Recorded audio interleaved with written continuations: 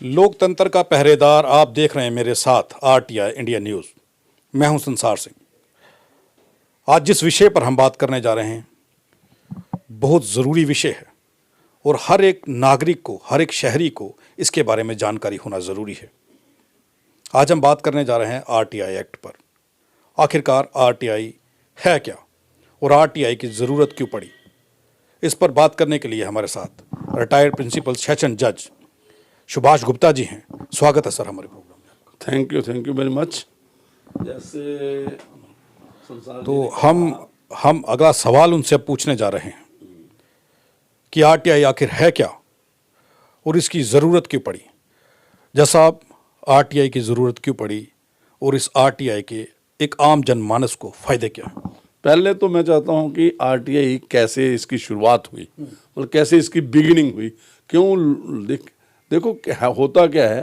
कि ये एक हमारी जो कंट्री है बड़ा डेमोक्रेटिक कंट्री है। इसमें हमारा संविधान है, कॉन्स्टिट्यूशन ऑफ इंडिया है। तो उसकी इंटरप्रिटेशन जो उनकी जो फंडामेंटल राइट्स हैं Indian citizen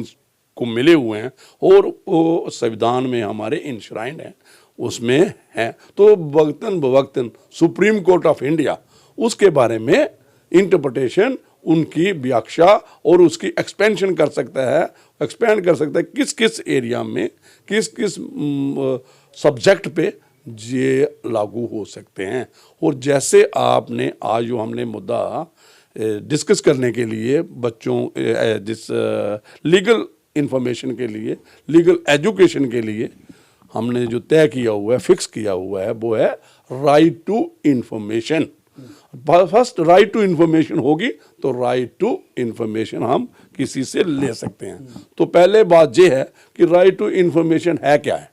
right to information कि आपका हक है इंफॉर्मेशन लेने का, लेकिन लेना क्या है, किससे लेना है, जो गवर्नमेंट ऑफिस हैं, जो पब्लिक अथॉरिटीज हैं। तो आपको मैं एक थोड़ी हिस्ट्री में पहले जाऊंगा कि ये एक केस आया था राज नारायण वर्सेस इंदिरा गांधी, यूपी का ये केस था।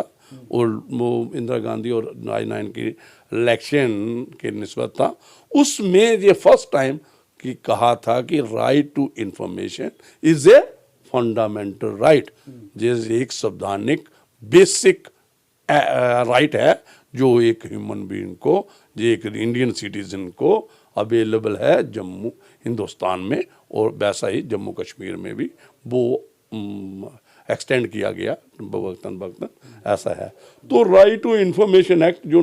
सेक्शन हमारा आर्टिकल 19 है कॉन्स्टिट्यूशन का, संविधान का, उसमें ये अवेलेबल है। उसमें और भी काफ़ी राइट्स हैं जिनका विवरण किया गया है, उसके बारे में एक्सप्लेन किया गया। तो ये right to information act,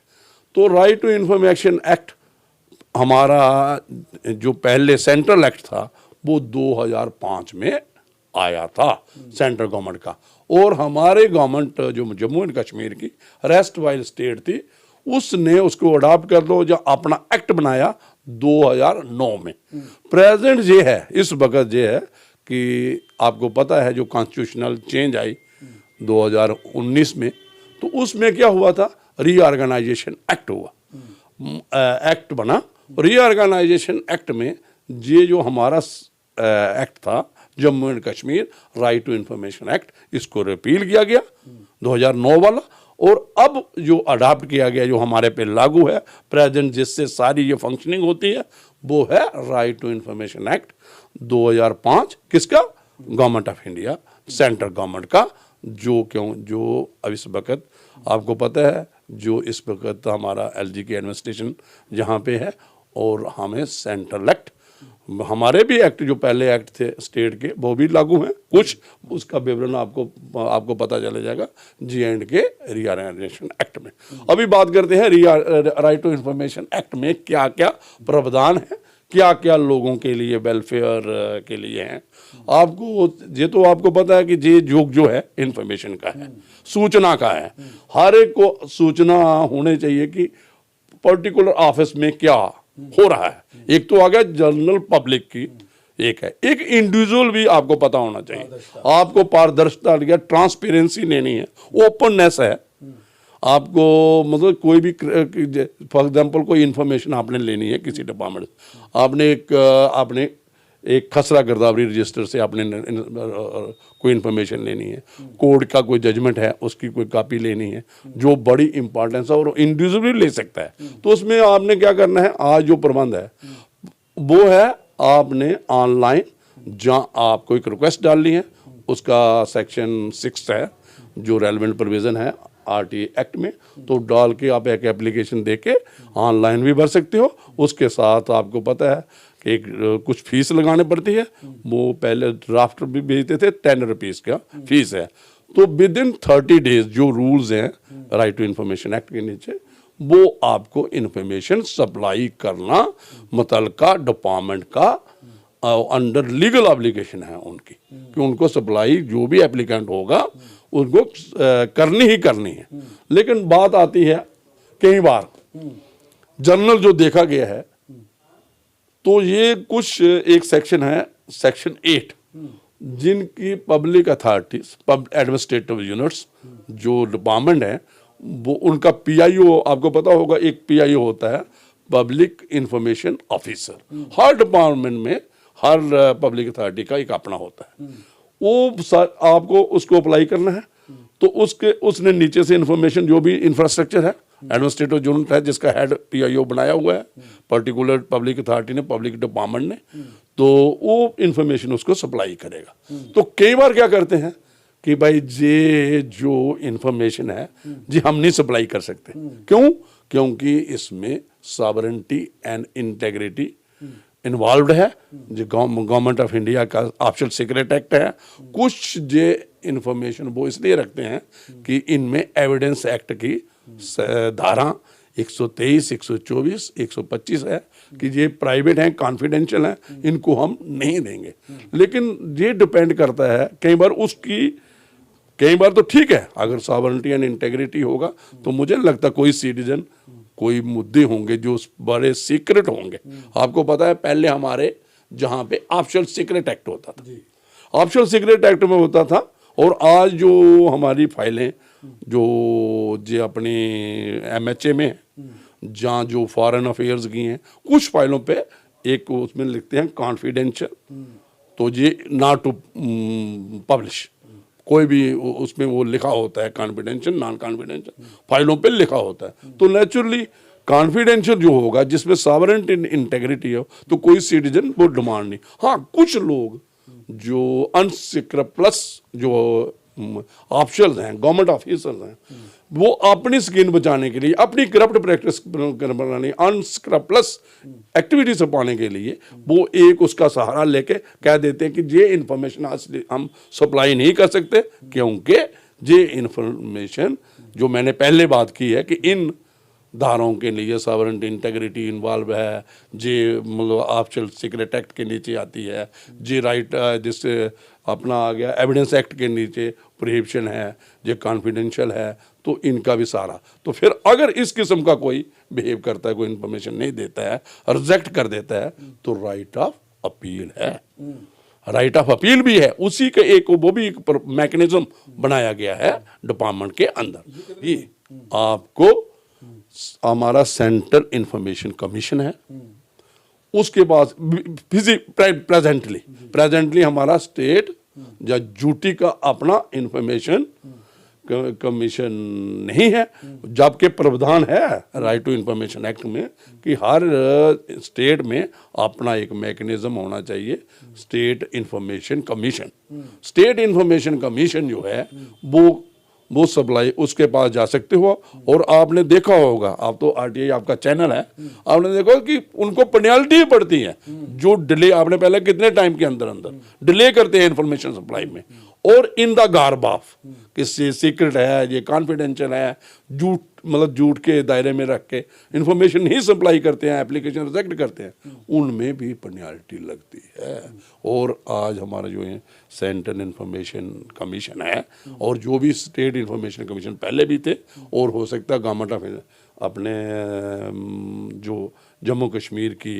duty की एडमिनिस्ट्रेशन है, इन्होंने भी सोचा होगा कि हमारा अपना भी, ताकि लोगों को ज़्यादा से ज़्यादा लाखों की तादाद में एप्लीकेशन लगती हैं। मतलब महीने में लगा लो आप, मतलब लोग,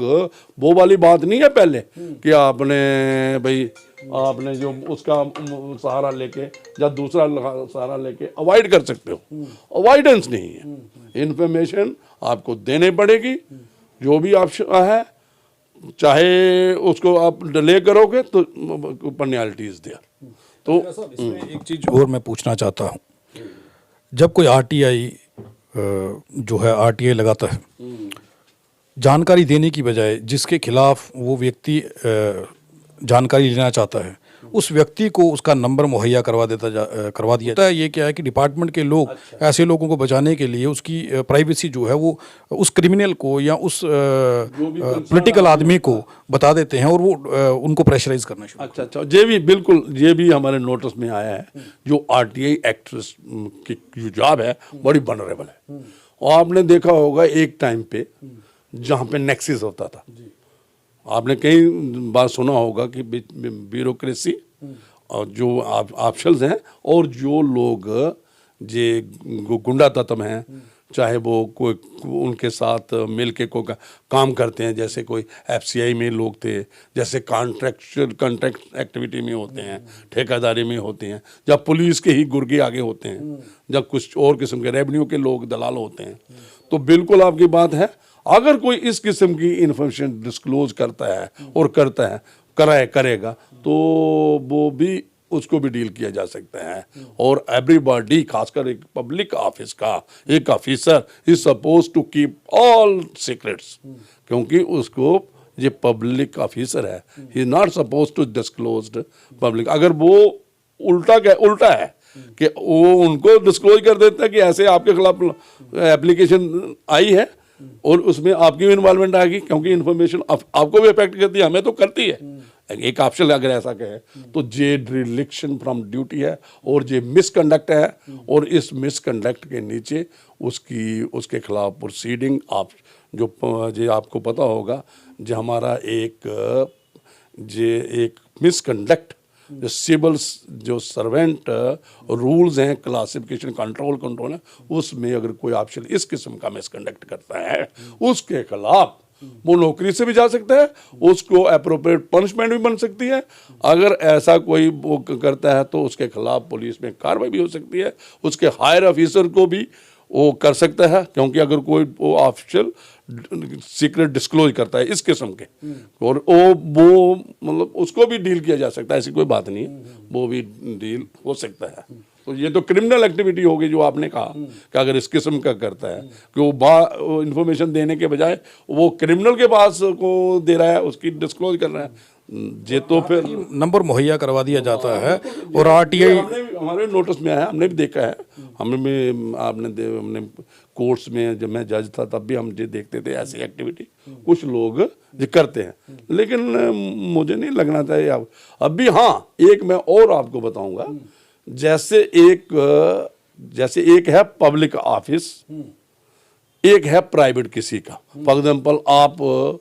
एक गवर्नमेंट सर्वेंट है, एक गवर्नमेंट सर्वेंट है, तो उसकी भी अपनी प्राइवेसी है, उसके अपने एपीआर से उसका अपना कंडक्ट है, अगर उसके अपने बीवी के साथ क्या रिलेशन है, अगर कोई इन्फॉर्मेशन उसके खिलाफ उसके फैमिली वालों ने दी है, और वो अगर सोचते हैं कि ये वाली जो इन्फॉर्मेशन है ये उसकी पर्सनल इन्फॉर्मेशन है, वो राइट ऑफ प्राइवेसी भी आपको पता है, सुप्रीम कोर्ट ने उसको भी एक वो रखा हुआ है कि राइट ऑफ प्राइवेसी भी एक फंडामेंटल राइट है। किसका? एक सिटीजन का। अगर उसकी प्राइवेसी में वो आता है तो वो इंफॉर्मेशन भी डिस्क्लोज करना जरूरी नहीं है एक पब्लिक अथॉरिटी के लिए, एक पब्लिक ऑफिस के लिए।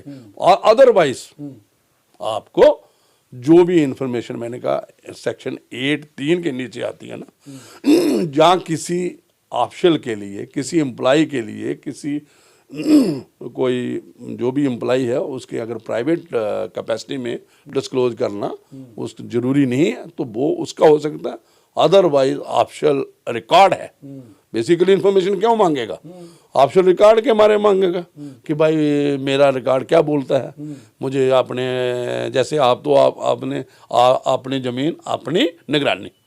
ये भी गवर्नमेंट ने दे दिया है आपको, तो इसमें अगर गवर्नमेंट बात करती है तो निगरानी क्यों ना हो? उसको कोई इन्फॉर्मेशन लेता है अपने रिकॉर्ड में, कोई म्यूटेशन है, इंतकाल के बारे में बोलता है,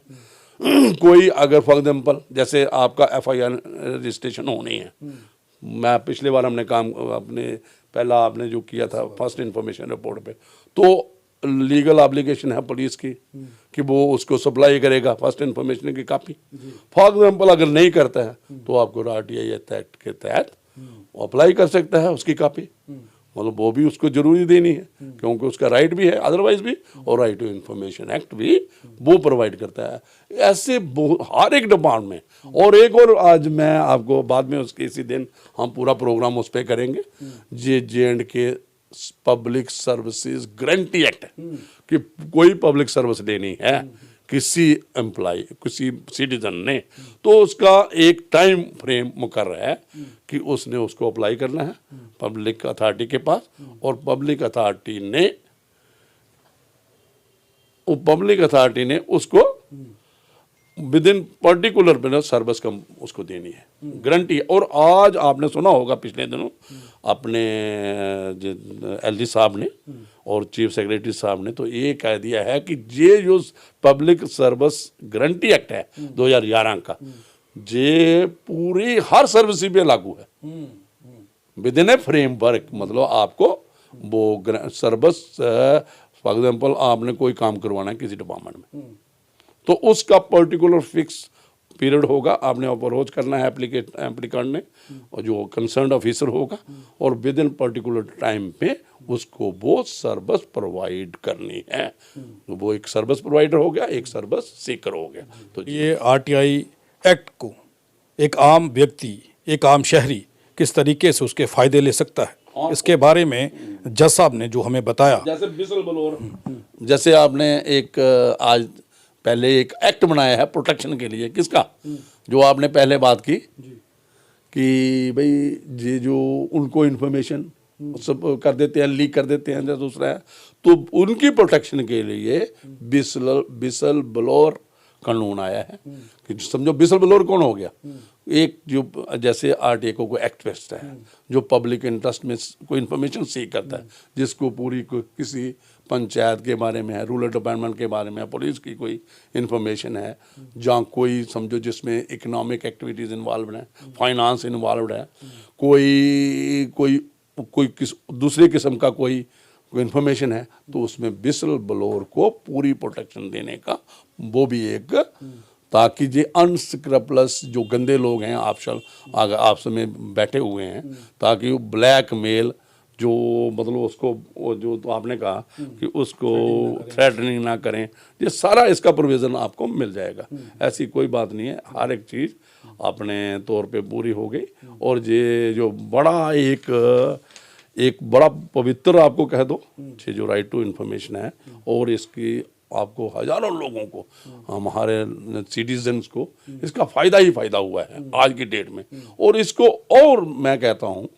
कि इसको और इसकी वो होना चाहिए, और CIC जो सेंट्रल इंफॉर्मेशन कमीशन है, इसको इसमें ज़्यादा से ज़्यादा, और जो पब्लिक अथॉरिटीज़ हैं ज़्यादा से ज़्यादा इंफॉर्मेशन। हाँ, एक और मैं आपको बता दूं, सेक्शन 4 है, एक तो हो गए ना भाई इंफॉर्मेशन सीकर्स, जैसे आगे विसल ब्लोअर हो गया, किसी ने प्राइवेट, एक जो भी जर्नल इंफॉर्मेशन होती है उस सेक्शन 4 है RTI एक्ट के, उसमें गवर्नमेंट का काम है, पब्लिक ऑफिस का काम है, पब्लिक अथॉरिटी का काम है कि वो जो अपनी इंफॉर्मेशन वो वक्तन ऑनलाइन पोर्टल पे रखे ताकि लोगों को पता हो। जैसे मैंने एक दिन पिछले दिनों क्या हुआ कि जैसे DK बसु जजमेंट है, तो उसमें गाइडलाइन है कि एक अक्यूज का, एक मुलजिम का क्या राइट है जब वो अरेस्ट होता है। तो जनरली क्या होना चाहिए, पुलिस स्टेशन के बाहर लिखा होना चाहिए, एक बड़ा बोर्ड होना चाहिए जो सुप्रीम कोर्ट की जस्टिस है कि इसको अगर कोई अरेस्ट करता है उसको आपने विद इन 24 मैजिस्ट्रेट के पास लेना है, तो वो सेक्शन 4 प्रोवाइड करती है। जैसे एक रेवेन्यू ऑफिस के बाद होना चाहिए कि एक आपको कैसे वो सारी इंफॉर्मेशन पोर्टल पे होने चाहिए और एक डिस्प्ले होने चाहिए किसी भी ऑफिस में कि एक आदमी आरटीआई एक्ट के नीचे कैसे, जैसे आपने देखा बड़े बड़े बोर्ड लगे होते हैं आपने सिटीज में, तो जो भी कंसर्न्ड ऑफिस हो उसके बाद होना चाहिए जैसे सेक्शन 4 है कि यार क्या क्या आप इंफॉर्मेशन जो है गवर्नमेंट अपनी तरफ से दे रही है, गवर्नमेंट ऑफिस अपनी तरफ से दे, एक तो है ना, ताकि लोगों को ज़्यादा से ज़्यादा अवेयरनेस हो कि पब्लिक ऑफिस में क्या क्या हो रहा है, क्या क्या हम उसका फ़ायदा ले सकते हैं।